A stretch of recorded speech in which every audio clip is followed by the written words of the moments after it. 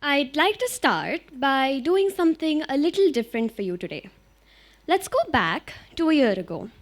Me in my room, lying on the bed, headphones in, listening to a song I'm sure some of you have heard before. And it goes like, right now I'm in a state of mind. I wanna be in like all the time. Now, when I first heard the song, I thought, oh my god, finally something I can have in common with a celebrity. And also, wow, I found lyrics that resonate deep within my bones. Because sometimes, when life feels overwhelming and you feel tired and anxious, you don't want advice from your class group chat or unsolicited advice from that distant uncle who sends you PDFs called 10 Habits of Billionaires. You want to be heard. You want to be seen. You want to be, as said, in a state of mind that makes you feel unshakable. Hi, I'm Dhrumi, and I host a podcast about teen mental health, which in other words means I talk to myself with a microphone. And somehow, it's socially acceptable. Now, I started it when I realized teenagers, including me, were doing the emotional equivalent of putting duct tape over a leaking pipe. You know, scrolling, venting to ChatGPT, occasionally crying in the shower to an Ed Sheeran song. Why?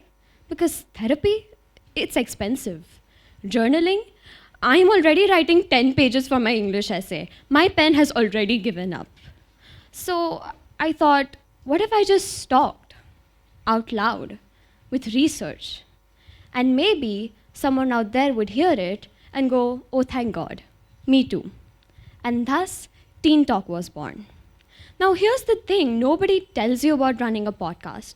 You start off all confident, like, I'm going to help the youth. And 2 episodes in, you're having an existential crisis about whether drinking matcha tea latte counts as self-care.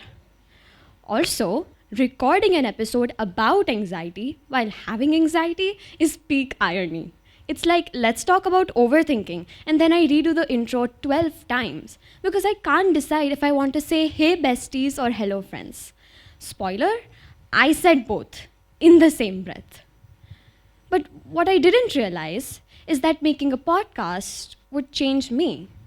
Because every time I recorded, I wasn't just sharing ideas, I was peeling back a layer of myself, kind of like an orange.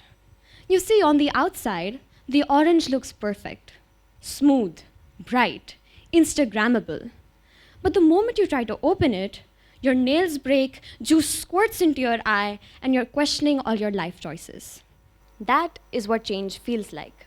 Not pretty, not poetic, sticky, uncomfortable, and occasionally acidic. Then there's the pith, that stubborn white layer underneath, hard to remove, often ignored, but always there. That for me was the process. The pressure to sound insightful, the fear of oversharing, and the dog barking halfway through a serious point. But eventually, you reach the fruit. And if you're lucky, you find something real inside. Something sweet, something tender, something tangy. What I've learned is that you don't have to have all the answers. You just need to care and speak and keep peeling back those layers.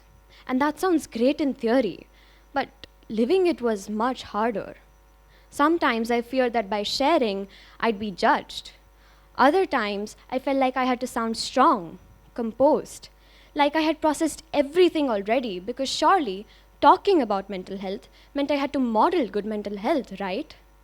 That pressure to sound healed while still healing, it's exhausting. But over time, the podcast gently dismantled that belief. I stopped looking at mental health as a solution, but rather as a practice, something you return to over and over again, in the small ways, in how you talk to yourself, in how you talk to others. And somewhere, somehow, in the middle of recording, editing, re-recording, crying and accidentally deleting an entire episode, I looked around at my mic, my script, my weird plethora of blankets, and I genuinely thought to myself, "Ye kahan gaye hum? Like, how did this even happen? Who let me become this emotionally self aware fruit? But I guess nobody lets you. You just do. You peel, you spill, you grow. And if you're lucky, someone out there bites into it and says, "Your podcast really helped me." That's when I realized that I don't need to change the world. No. I just need to change someone's world. Because sometimes offering just one slice of sweetness is enough. Thank you.